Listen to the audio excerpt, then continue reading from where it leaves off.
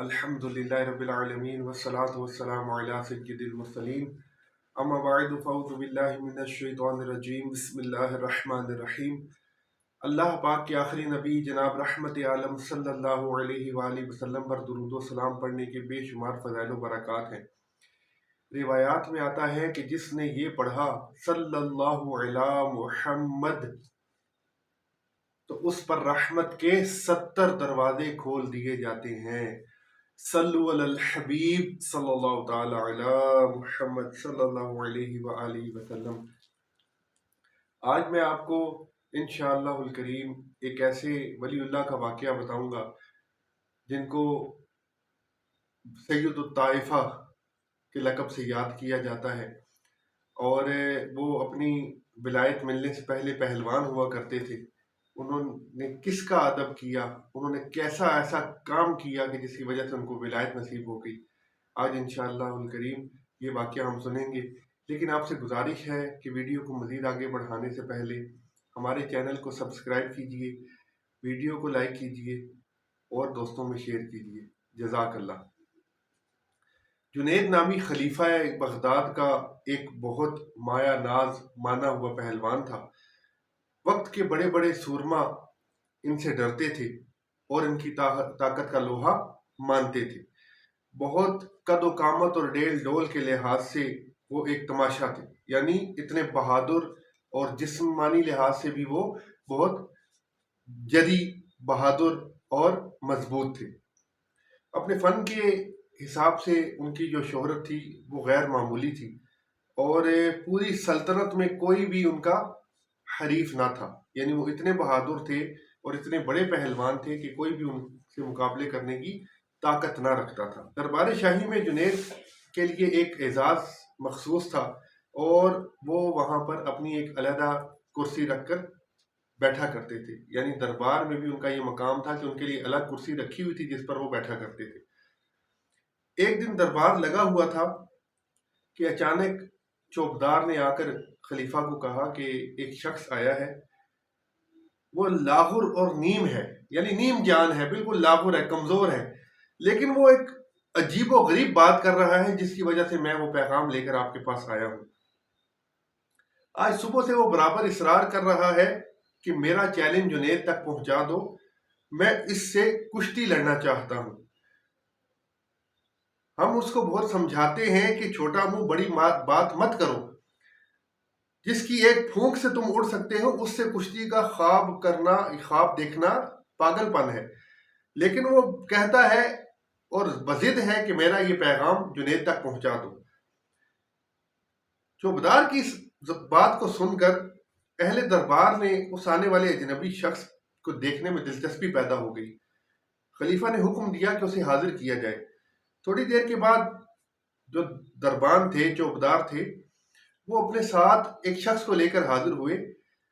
उस शख्स के कदम जो है वो भूख की शिद्दत और लाहुरपन की वजह से लड़खड़ा रहे थे। वो बड़ी मुश्किल से आकर दरबार में खड़ा हुआ, और जब खलीफा ने उससे पूछा कि तुम क्या कहना चाहते हो, तो उसने कहा कि मैं जुनैद से कुश्ती लड़ना चाहता हूं।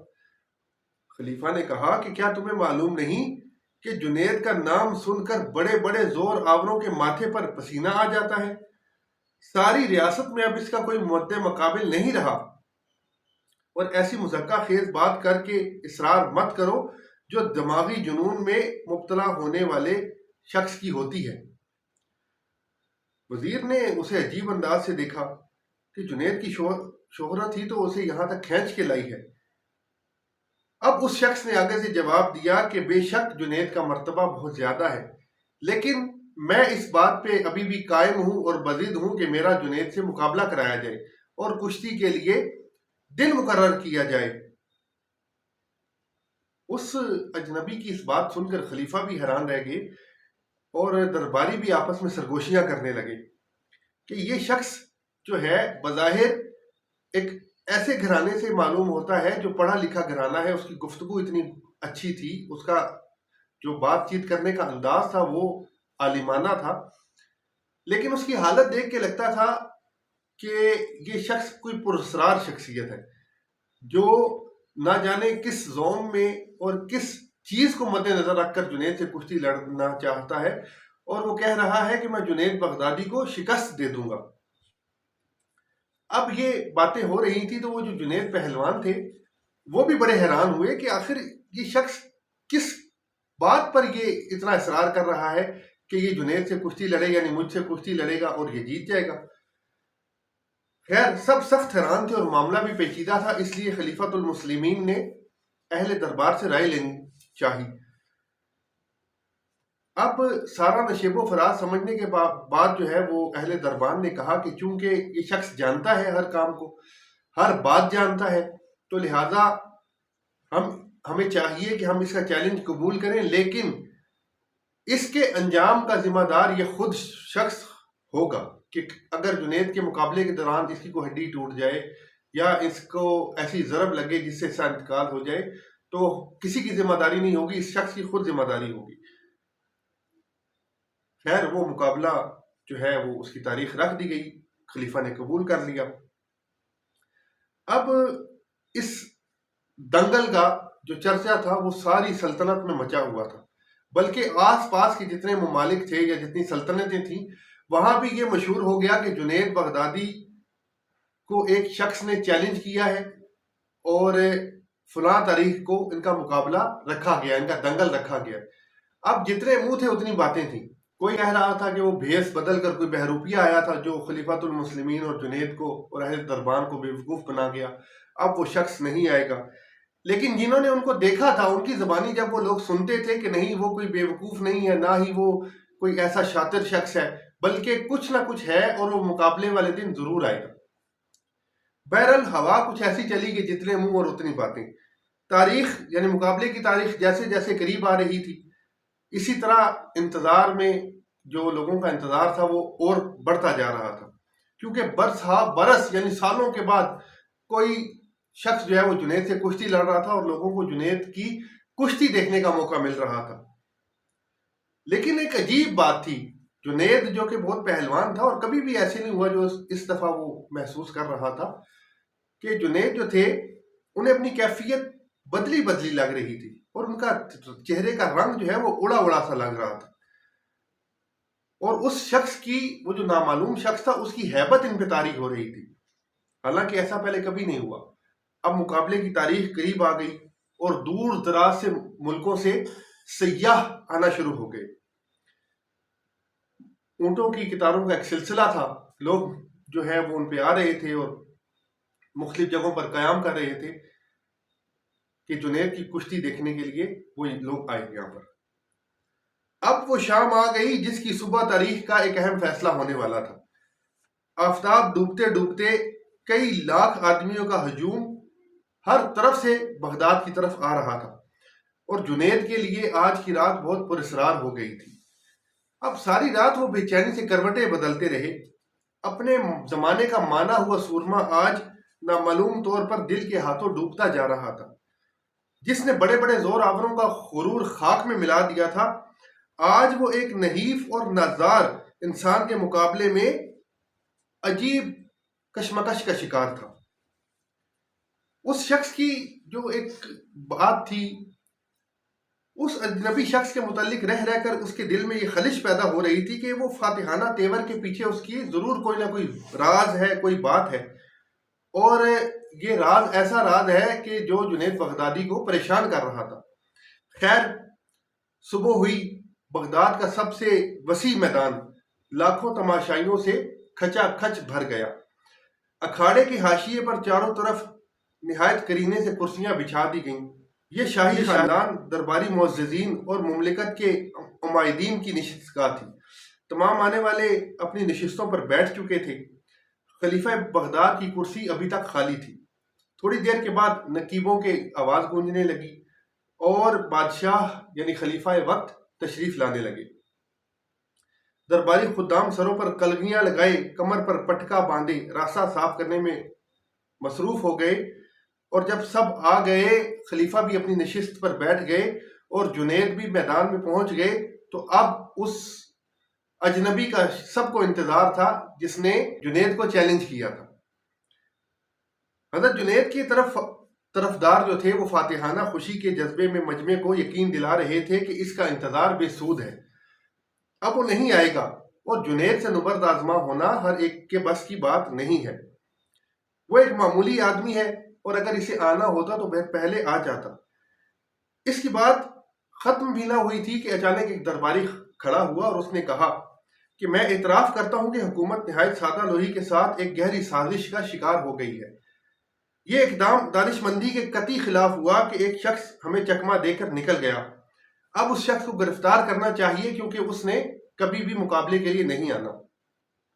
اس میدان میں ان لوگوں کی تعداد بہت زیادہ تھی جو غائبانہ طور پر اس اجنبی شخص کے حامی تھے۔ نامعلوم طور پر ان کے دلوں میں ہمدردی کا جذبہ بیدار ہو گیا تھا، اور موجودہ صورتحال میں ان کے چہروں پر افسردگی کا نشان واضح ہونے لگا۔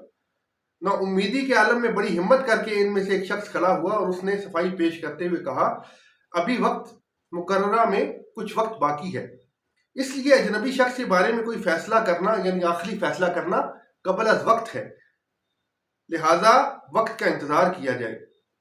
منٹ منٹ پر جنید کے حامیوں کا جوش و خروش بڑھتا جا رہا تھا۔ مقررہ وقت میں اب چند لمحے ہی رہ گئے تھے کہ وزیر نے کھڑے ہو کر اعلان کیا۔ ابھی منہ سے پہلا لفظ ہی نکلا تھا کہ مجمع کے کنارے سے ایک شخص نے آواز دی، ذرا ٹھہریے، وہ دیکھیے سامنے سے گرد اڑ رہی ہے اور کوئی شخص آ رہا ہے۔ آواز پر سارا مجمع گرد راہ کی طرف دیکھنے لگا۔ آنے والا راہگیر جیسے جیسے قریب آتا جا رہا تھا ویسے ویسے لوگوں کے دل دھڑکتے جا رہے تھے۔ جب چند لمحے کے بعد گرد صاف ہوئی تو ایک نحیف و نزار لاغر شخص پسینے میں شرابور ہانپتے ہانپتے قریب آ رہا ہے۔ مجمع سے قریب ہونے کی وجہ سے لوگوں نے اسے پہچان لیا کہ یہ وہی شخص ہے جس کا انتظار کیا جا رہا تھا۔ یہ معلوم ہوتے ہی کہ وہ شخص آ گیا ہے، لوگوں میں خوشی کی لہر دوڑ گئی۔ حضرت جنید کے ہمنوا پوری طور پر مطمئن تھے کہ ابھی چند منٹ میں فیصلہ ہو جائے گا کہ اپنے وقت کی ایک عظیم شخصیت کے ساتھ گستاخانہ جسارت کی سزا کتنی عبرتناک ہوتی ہے۔ دنگل کا وقت ہو گیا تھا۔ اعلان ہوتے ہی حضرت جنید تیار ہو کر اکھاڑے میں اتر گئے۔ وہ اجنبی شخص بھی کمر کس کے کھڑا ہو گیا۔ لاکھوں تماشائیوں کے لیے بڑا ہی حیرت انگیز منظر تھا۔ حضرت جنید کے سامنے وہ اجنبی شخص گرد راہ معلوم ہو رہا تھا، یعنی اتنے بڑے پہلوان کے سامنے وہ بالکل چھوٹا سا کوئی انسان معلوم ہو رہا تھا، جس کو ایسے لگ رہا تھا کہ جنید ایک ہی ہاتھ سے ماریں گے اور وہ میدان میں گر پڑے گا۔ جیسے ہی حضرت جنید نے خم ٹھونک کر پنجہ آزمائی کے لیے پنجہ بڑھایا تو اس شخص نے آہستہ اور دھیمی آواز میں کہا، کان قریب لائیے، مجھے آپ سے کچھ کہنا ہے۔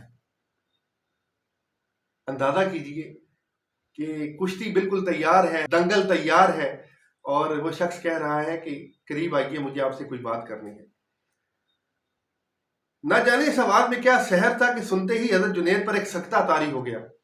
اچانک پھیلے ہوئے ہاتھ سمٹ گئے، کان قریب کر کے کہا، جی فرمائیے۔ اجنبی کی آواز رند گئی، یعنی گلوگیر ہو گئی، رونے والے انداز میں وہ کہنے لگا کہ جنید، میں کوئی پہلوان نہیں ہوں، زمانے کا ستایا ہوا ایک آل رسول ہوں۔ سیدہ فاطمہ کا ایک چھوٹا سا کنبہ کئی ہفتے سے جنگل میں پڑا ہوا فاقوں سے نیم جان ہے۔ سیدانیوں کے بدن پر کپڑے بھی سلامت نہیں ہیں کہ وہ گھنی جھاڑیوں سے باہر نکل سکیں۔ چھوٹے بچے بھوک کی شدت سے بے حال ہو گئے ہیں۔ ہر روز صبح کو یہ کہہ کر شہر آتا ہوں کہ شام تک کوئی انتظام کر کے لوٹوں گا، لیکن خاندانی غیرت کسی کے آگے منہ نہیں کھولنے دیتی۔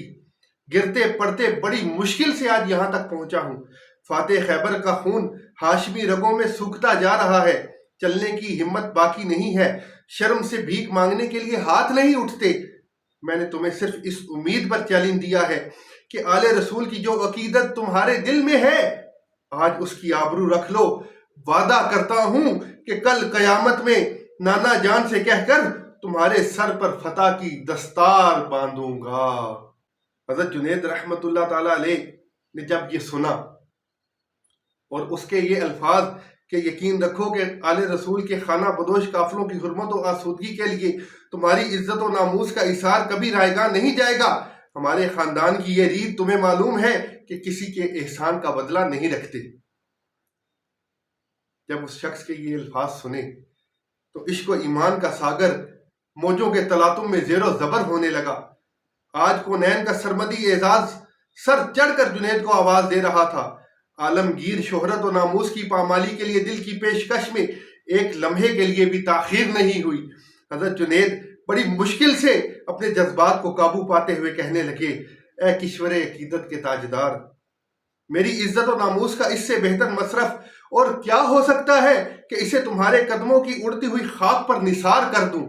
چمنستان قدس کی کلیوں کی شادابی کے لیے اگر میرے جگر کا خون کام آ سکے اور اس کا آخری قطرہ بھی تمہارے نقش پا میں جذب ہو جائے تو میں تیار ہوں۔ اے خوش نصیب کہ کل قیامت میں یعنی میدان محشر میں سرکار اپنے نواسوں کے زر خرید غلام کی قطار میں کھڑے ہونے کی اجازت مجھے عطا فرما دے۔ اے کاش، اے کاش، اے کاش۔ اتنا کہنے کے بعد حضرت جنید خم ٹھونک کر للکارتے ہوئے آگے بڑھے اور اجنبی شخص سے پنجہ ملا کر گتھم گتھا ہو گئے۔ سچ مچ کشتی لڑنے کے انداز میں تھوڑی دیر پینترا بدلتے رہے۔ سارا مجمع حیران اور ساکت بیٹھا تھا۔ چند لمحے کے بعد حضرت جنید نے بجلی کی سی تیزی کے ساتھ ایک داؤ چلایا۔ آنکھیں کھلیں تو حضرت جنید کے حامیوں نے نعرہ ہائے تحسین بلند کیا۔ ہیبت سے دیکھنے والوں کی پلکیں لرز گئیں، لیکن دوسرے ہی لمحے حضرت جنید چاروں شانے چت تھے اور سینے پر سیدہ کا ایک نحیف و ناتواں شہزادہ فتح کا پرچم لہرا رہا تھا۔ حضرت جنید کی فاتحانہ زندگی کا نقشہ دیکھنے والی آنکھیں اس حیرت انگیز نظارے کی تاب نہ لا سکیں۔ ایک لمحے کے لیے سارے مجمع پر سکتے کسی کیفیت ہو گئی۔ یہ کیسے ہو گیا کہ حضرت جنید ہار گئے اور ایک نحیف اور نزار اور لاغر شخص جیت گیا؟ اب اس نحیف و نزار شخص کو مجمع نے خوشی سے اپنے کندھوں پر اٹھا لیا۔ میدان کا فاتح اب سروں سے گزر رہا تھا۔ ہر طرف سے انعام و اکرام کی بارش ہو رہی تھی اور فتح و آفرین کے نعروں سے کان پڑی آواز سنائی نہیں دے رہی تھی۔ شام تک فتح کا جلوس سارے شہر میں گشت کرتا رہا۔ رات ہونے سے پہلے پہلے ایک گمنام سید خلعت و انعامات کا بیش بہا ذخیرہ لے کر جنگل میں اپنی پناہ گاہ کی طرف لوٹ رہا تھا۔ حضرت جنید اکھاڑے میں اسی شان سے لیٹے ہوئے تھے۔ اب کسی کو کوئی ہمدردی ان کی ذات کے ساتھ نہیں رہی تھی۔ ہر شخص انہیں پائے حقارت سے ٹھکراتا اور ملامت کرتا ہوا گزر رہا تھا۔ عمر بھر مداح و ستائش کا خراج وصول کرنے والا آج زہر میں بھجے ہوئے طعنوں اور توہین آمیز کلمات سے مسرور، شاد و کام ہو رہا تھا۔ ہجوم ختم ہوتے ہی حضرت جنید اٹھے اور اپنے دولت خانے پر تشریف لے گئے۔ آج کی شکست کی ذلتوں کا سرور ان کی روح پر ایک خمار کی طرح چھا چکا تھا۔ عمر بھر کی فاتحانہ مسرتیں وہ اپنی ننگی پیٹھ کے نشانات پر بکھیر آئے تھے۔ رات جو ہی ہوئی، بغداد کا سارا شہر تاروں کی ٹھنڈی چھاؤں میں محو خواب تھا۔ کہیں کہیں مشعل بردار پاسبانوں کی آوازیں کانوں میں گونج رہی تھی۔ عشاء کی نماز سے فارغ ہونے کے بعد حضرت جنید جب اپنے بستر پر لیٹے تو بار بار کان میں یہ الفاظ آ رہے تھے، وعدہ کرتا ہوں کہ کل قیامت میں نانا جان سے کہہ کر تمہارے سر پر فتح کی دستار بندھواؤں گا۔ کیا سچ مچ ایسا ہوگا؟ کیا میری قسمت کا ستارہ اتنی بلندی پر آ جائے گا کہ سرکار علیہ الصلوۃ والسلام کے مبارک نورانی ہاتھوں کی برکتیں میری پیشانی کو چھو لیں؟ اپنی طرف دیکھتا ہوں تو کسی طرح اپنے آپ کو اس اعزاز کے قابل نہیں پاتا، لیکن لاڈلوں کی ہٹ بھی تو کوئی چیز ہے۔ اگر میدان محشر میں وہ شہزادہ مچل گیا تو رحمت عالم کو کیوں کر گوارا ہوگا کہ اس کے دل کے نازک آبگینے پر کوئی آنچ آئے۔ سارے زمانے میں آل رسول کی زبان کا بھرم مشہور ہے، گردن کٹ سکتی ہے لیکن دی ہوئی زبان نہیں کٹ سکتی۔ آخر کربلا کے لالا زار کی سرخی زبان ہی کے بھرم سے تو آج تک قائم ہے۔ نبی زادوں کا وعدہ غلط نہیں ہو سکتا۔ قیامت کے دن وہ ضرور اپنے نانا جان تک میری بات پہنچائیں گے۔ اے کاش آج ہی قیامت آ جاتی، آج ہی میدان محشر کا وہ روح پرور نظارہ نگاہوں کے سامنے ہوتا۔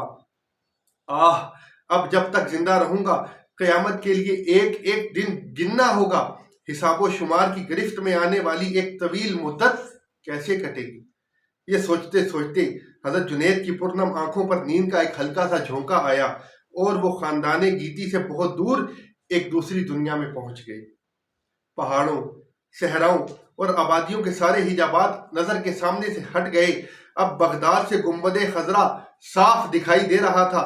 جب تک آنکھ کھلی رہی نظر کا قافلہ بہاروں کی جلوہ شاداب سے سیراب ہوتا رہا۔ تھوڑی دیر کے بعد سنہری جالیوں سے ایک کرن پھوٹی اور مدینے کا آسمان روشنی سے معمور ہو گیا۔ پھر ایسا معلوم ہوا کہ نور کا ایک سفید بادل مدینے کے افق سے بغداد کی طرف بڑھتا آ رہا ہے۔ جہاں جہاں سے گزرا نور برستا گیا، فضا نکھرتی گئی، اندھیرا چھٹتا گیا، سحر پھیلتی گئی۔ قریب آتے آتے اب رحمت و تجلی کا وہ روشن قافلہ بغداد کے آسمان پر جگمگا رہا تھا۔ چند ہی لمحے کے بعد وہ نیچے اترنا شروع ہوا۔ ایمانوں کے کنگرے جھک گئے، پہاڑوں کی چوٹیاں سرنگوں ہو گئیں، درختوں کی شاخیں سجدے میں گر پڑیں، بغداد کی زمین جھومنے لگی۔ بہاروں نے پھول برسائے، صبا نے خوشبو اڑائی، سحر نے اجالا کیا، رحمتوں نے فرش بچھائے، اور درخشاں کرنوں سے حضرت جنید کے صحن کا چپا چپا معمور ہو گیا۔ دل کیف و سرور میں ڈوب گیا۔ دیواروں در اور شجر و حجر کو زبان مل گئی اور الصلاۃ والسلام علیک یا رسول اللہ کے نغموں سے فضا گونج اٹھی۔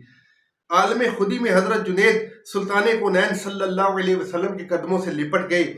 سرکار علیہ الصلوۃ والسلام نے رحمتوں کے ہجوم میں مسکراتے ہوئے فرمایا، جنید اٹھو، قیامت سے پہلے اپنے نصیبے کی سرفرازیوں کا نظارہ کر لو۔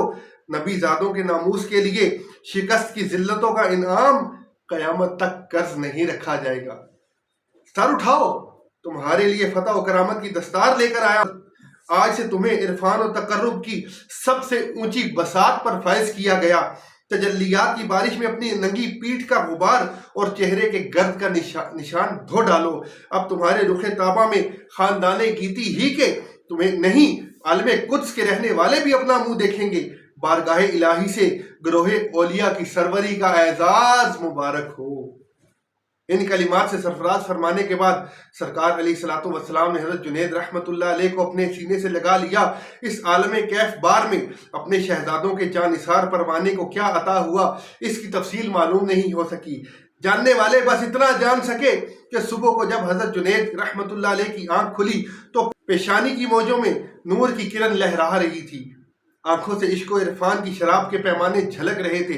دل کی انجمن تجلیات کا گہوارہ بن چکی تھی۔ لبوں کی جنبش پر کارکنان قضاء و قدر کے پہرے بٹھا دیے گئے تھے۔ غیب و شہود کی ساری کائنات شفاف آئینے کی طرح تار نظر کی گرفت میں آ گئی تھی۔ کل کی شام جو پائے حقارت سے ٹھکرا رہے تھے، آج صبح کو اس کی راہ گزر میں پلکیں بچھی جا رہی تھیں۔ کل جو شکست کی ذلتوں سے بوجھل ہو کر اکیلا اپنے گھر تک آیا تھا، آج اس کے جلو میں کونین کی امیدوں کے کارواں چل رہے تھے، اور ایک ہی رات میں سارے عالم زیر و زبر ہو گیا تھا۔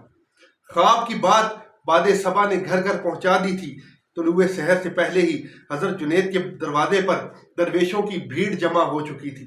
جو ہی باہر تشریف لائے، خراج عقیدت کے لیے ہزاروں گردنیں جھک گئیں۔ خلیفہ بغداد نے اپنے سر کا تاج اتار کر قدموں میں ڈال دیا۔ سارا شہر حیرت و پشیمانی کے عالم میں سر جھکائے کھڑا تھا۔ مسکراتے ہوئے ایک بار نظر اٹھائی اور ہیبت سے لرزتے ہوئے دلوں کو سکون بخش دیا۔ پاس ہی کسی گوشے سے آواز آئی، گروہ اولیاء کی سروری کا اعزاز مبارک ہو۔ منہ پھیر کر دیکھا تو وہی نحیف و نزار آل رسول فرت خوشی سے مسکرا رہا تھا، اور ساری فضا سید الطائفہ کے مبارک باد سے گونج اٹھی۔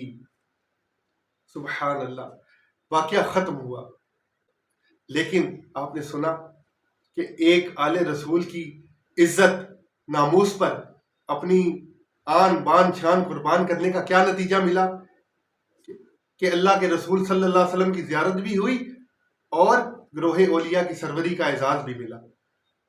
دیکھیں، آل رسول ہمارے سروں کے تاج، ان کی عزت کرنا ہمارا فرض ہے۔